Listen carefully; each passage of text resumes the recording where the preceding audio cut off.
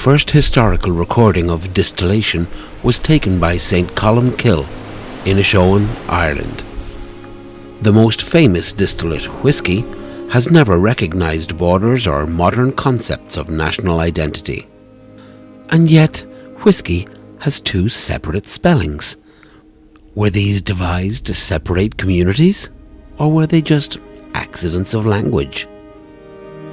From the western lands of Scotland to the mainland of Ireland, through the people who created it, your journey starts here with Sam MacDonald.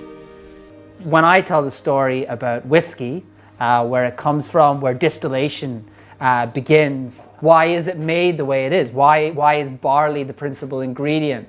Where does peat come in? And does that affect other regions? Would Irish whiskey have been peated? Yes, it would have. Would Scotch whiskey have been made in different ways? Why did the history of these two things go in these directions? Why is that interesting? What happened to the region of Ireland? What happened to the distilleries there? Because there was a huge amount of distilling going on until quite recently. But the history, the fortunes of distilleries turned very different ways in Islay to the way they turned in Ireland. And I think that's fascinating. And I think by doing that, not only do we answer maybe questions on what happened in the past, but I think we also answer questions about what might happen in the future.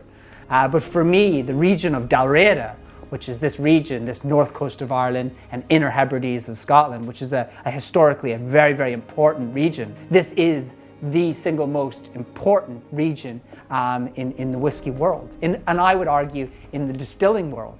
And what we're doing is we're trying to rediscover our roots and about the connection between what's happening in Northern Ireland and what's happening in Islay, and about bringing people on that route to see where it all began and see those things.